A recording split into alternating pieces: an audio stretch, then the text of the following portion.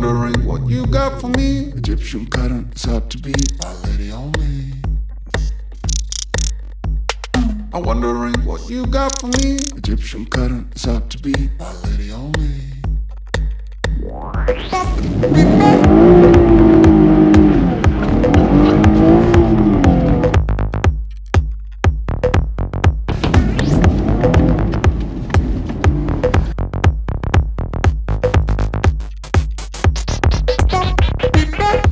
Specific testing environment, you know, could certainly. Goddamn right. Everything God, this you is do. cool. So let's start with just some basic safety checks like they tell you should do when you get your driver's license that nobody does. Like making sure there's air in your tires, that all your lights work. Duluth? It's a clothing company. Is that okay? Okay. Yeah, it's okay. You know, things that you're not missing any lug nuts. There's nothing hanging off of the car. That nothing is broken. But similar to like if you've ever rented a car, you want to go around, note any damage or any irregularities with the car. There's trim falling off, or something is loose, or there's scratches or dents, and then each vehicle will have its own book or a digital book that'll note any damage or any irregularities with the car. Like, hey, it's missing these pieces, or we know this is like that, or we know there's a dent here.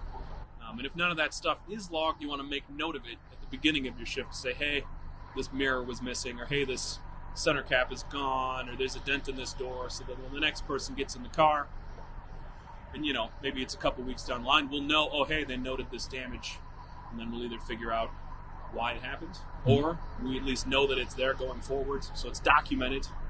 Just like when you return a rental car and there's a huge dent in the door, they're going to want to know why and all that stuff. So, Right.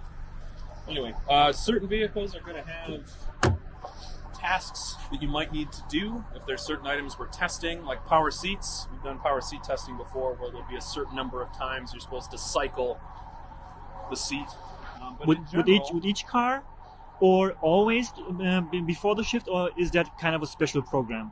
it's a special program, Okay. so it depends. But generally speaking, you still want to test the functionality Right. of everything in the car at least once. Once. So Okay. like you go in, like, okay, it's a manual seat. So you go to each adjustable seat, you slide it forward and backward, or you do you can pump it up or pump it down, all the way, both ways. And if it's a power seat, you do the same thing just to make sure there's no weird noises or irregularities or stickiness or anything like that. Same with like your seatbelt height adjusters. I've had a couple of these like fall apart when you do this on prototypes, which is super exciting. But other than that, generic, like, okay, just a quick visual, like the seal's not falling off, the glove box works, want to cycle these back and forth. And then also like windows up and down, open, closing the doors a couple of times, paying attention to feel and sound and all that. Do the interior door handles. Same thing, kind of. And also, there's a difference when you have closed the windows and with open and. Yes, you want Right. to test it inside the car as well, but it's just quick and easy to do it a couple of times. Also, stuff like the anti-trap, to make sure that still works. The auto up and auto down mechanisms function. And kind of do that to all the doors. Make sure the back seats fold up and down. Take each seatbelt, plug each seatbelt in, and unlatch it a couple of times to make sure that whole system is functioning. So we're doing this for each shift, before and after, only before. Well, I guess that depends on the project. Generally speaking, it would be before. Okay. Because it's start of the day, and then usually if it's extreme weather conditions, it would be, okay, the car's been sitting outside, it's cold. If something is going to be finicky or weird, it might be during extreme temperature conditions, or right Okay. when it's turned on. Sometimes there are certain things like the power seats that we've done in the past where you would need to do it before the shift, during the shift, after the shift, a certain number of times. I mean, it can be kind of extensive, but that might be vehicle specific. But generally speaking, every time we go out on a shift, we just want to do a basic walk around and just make sure that all of these things, open glove compartments and center console, little things. generally sometimes feel like this is okay, but in the wintertime especially, we want to make sure the cars are clean, unless otherwise noted. It's possible some manufacturers want us to get the cars as dirty as possible and continue testing, because that might, cause various sensors and things to malfunction, and they want to see what level of dirty it needs to be for that stuff to quit working. But normally we want the cars to look nice. We want everything to be clean inside and outside. But, it's the wintertime, so it's kind of hard all the time. Phones for testing purposes is provided through from the customer, or is it like, are you using your own phones? Well, that's a question for you. Generally, it could be either, but the whole point being that everything we do is top secret. It's secure, it's classified, whatever you want to call it. So we want to make sure that any way that we're documenting things is secure. And normally that means not personal phones. It would be phones provided either by AMEC or by the manufacturer that would allow us to take pictures, use the app, do notes. Occasionally, depending on the situation, your personal phone may be used, but generally not. We want to make sure that, you're on your lunch break and I got to take a cool Snapchat of myself to send to my biddies or whatever it is that people say nowadays. And we want to avoid doing that, because even if you think it's this simple, innocent, I'm going to take a quick picture, I'm going to do this and that. I've seen, not here, but at other companies, vehicles ending up on social media kind of on accident or on purpose sometimes, which is obviously a huge no-no if it's not obvious. We want to not do that, even if it's like, oh yeah, but this is covered, like, okay, well, yeah, but everything else isn't, and it would be a huge breach of our security and our trust with manufacturers. That's why we're here. Is I know, yeah, we're out in the real world driving, but we're trying to be low key, and you want to kind of, something as simple as like, okay, you're on a lunch break or you're stopped somewhere, if you need to check your phone for your family and stuff like that, that's fine. Right. We want to avoid any kind of active documentation of the vehicles, and especially of locations where vehicles are, as much as possible, because we need to keep that a secret for obvious reasons. Okay. Right, so now I get to drive for the first time, I might add, so I'll have a fresh view. Oh, and it's power on this side. That's exciting. Because of budget, that or from statistic, like they say, most of the people that is driving this kind of model is usually like 1.2 person purchasing those cars. Yeah. And that's why they are putting only power seating on the driver's seat and not on the passenger seat. Yeah, it's a budget thing. Agreed. And I remember I had a 1996 Golf 4-door, just a base GL 2-liter, and typical of European cars of the time and currently, you would be able to adjust the height of the seat. Or like in America or Asian manufacturers, things like that, seat height adjustment, unless it was a power seat, was unheard of. That's just not a thing. And I remember being all excited to get that car. It was super low miles. It had like 50-some thousand original miles on it. The car was just mint. Okay. For an old Golf, it's like impossible to find. So I get it, and the driver's seat is height adjustable, like fantastic, cool, old German stuff, it's fine. And I get in the passenger seat and my head is about on the ceiling, and I go to reach down to grab the adjustment on the passenger seat, and there isn't any. And I was just blown away. I was like, but again, it was because it was a base model. Right. It was an expense thing, it's like, okay, we'll make the driver comfortable. But the passenger doesn't really need to, it's secondary. Like you said, it's normally going to be just the driver, kind of a scenario. But I remember being disappointed because I've had plenty of Asian cars where neither of the seats are height adjustable. Same with American cars, and it's awful sometimes because I'm not that tall.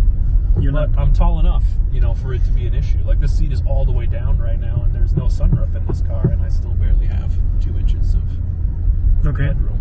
Not that my specific comfort, that's not what the job is about, but I need to assess my comfort and understand the fact that, like, hey, I'm a fairly normal sized person. I'm 6'1", which is tall-ish, but not that tall. and this is a mid-sized sedan or something that someone in my age range or whatever would want to buy, and if I don't fit in it very well, that could be a concept issue that we would want to maybe be aware of. Like, hey, I think you're kind of missing the mark with this car. Which we would report here in the U.S., right?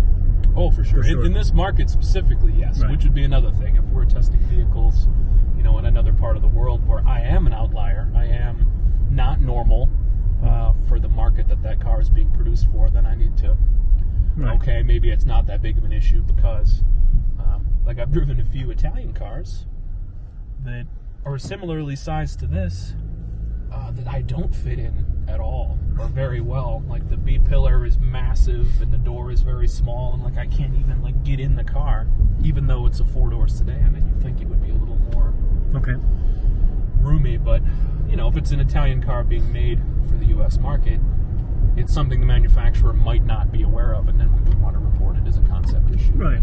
And something like this where it is smaller, but it's still not terrible. Like, these are kind of adjustable to fit multiple sizes, but I've seen several cars that like it literally will fit a pop can, and that's it. Maybe a small coffee. I don't know if this is the final version because it doesn't look like it's finished. Yeah, that's a good point too. So touch on that a little bit. I mean, that sometimes the fit and finish in these cars being, some of them not production ready vehicles won't have, like, see this texture right here? A lot of vehicles, for the sake of cost and manufacturing, or that it's not done yet, will have like this instead. So you might get in it and be like, wow, this looks terrible, or that, finish is awful. And then with a little bit of research, we can find out whether or not that's the final finish. 9 times out of 10, it isn't, because, you don't see a lot of super smooth surfaces in vehicles anymore, but it's still good to make note of that to at least confirm, because if we have driver after driver being like, this, scratches really easily, or it stains, or fingerprints, or it just, doesn't look good, or it looks out of place, we can make note of that too. Again, if it is a concept thing, and then for them to kind of rethink materials or textures or colors and things like that. No, did you feel that with the transmission right now? A little bit, yeah. You want to trigger that? Sure. Do one trigger there. You have the time for that? It is 4:11. That it doesn't always come up like at that moment when you're driving. It's like you have to have a kind of a shift drive. It's not like a 10-15 minutes test drive and then okay, this car is okay. It's you have to have a full shift day by day with each different person to feel like, okay, you know what. And this is also different from person to person. You would feel that, but maybe some other persons or drivers that have the focus on for navigation or infotainment system more than, for example, for transmission that like you have or myself, right? Or driving styles too, right? Exactly. I mean, if we're just kind of casually tooling along, a very mildly, or you might have someone that's a more aggressive driver. The transmission's going to do different things. The engine's going to do different things. The suspension's going to feel differently with more pressure on it than less pressure. And also, like right now, it's very quiet and smooth, so we can hear things too or feel things. Where if it was more aggressive driving style, the transmission's shifting all the time and the engine's making noise, you might not necessarily pick up on things. And it's not bad, but it's the point of having different types of drivers. Exactly. You'll get a general understanding with the people that you work with and the technicians that you work with and the manufacturer as to kind of how to gauge, in that spectrum too. I mean, I would say it's a 2 because, say it happens every single shift, even if it only happens one time, it's still happening, every shift. And I own the car for a year and it happens to me once a day. I mean, it's not a big deal, but after 3 or 4 months, then I'll make that call to the dealership and be like, okay, it keeps doing this thing. You still notice it.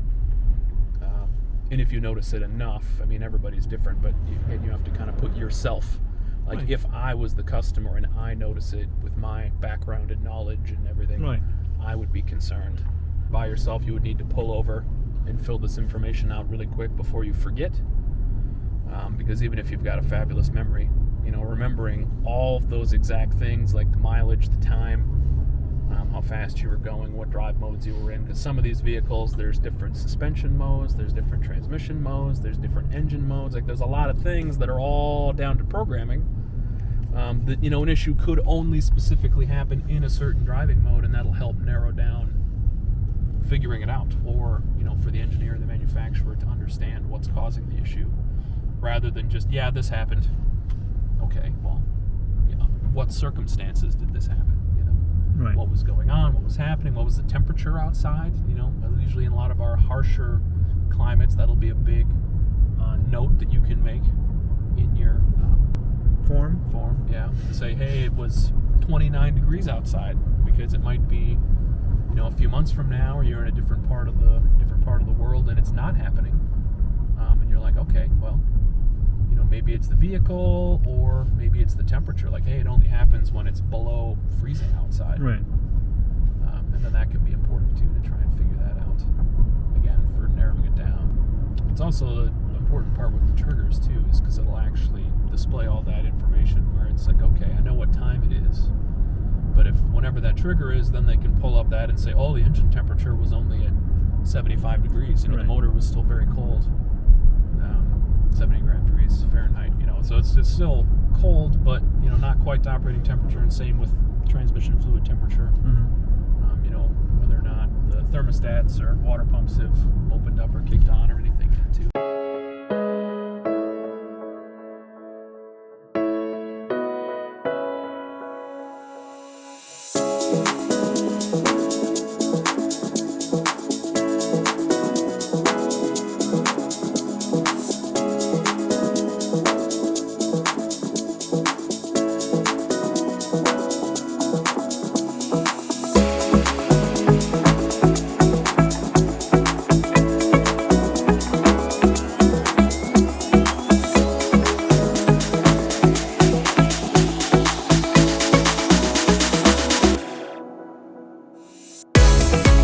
All right.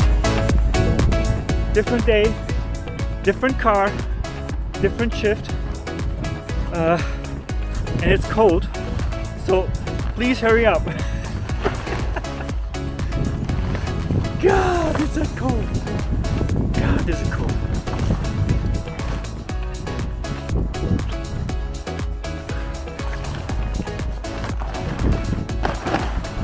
Cover this.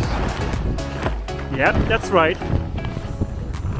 It is a convertible, and we are in the snow, and there's a reason for it.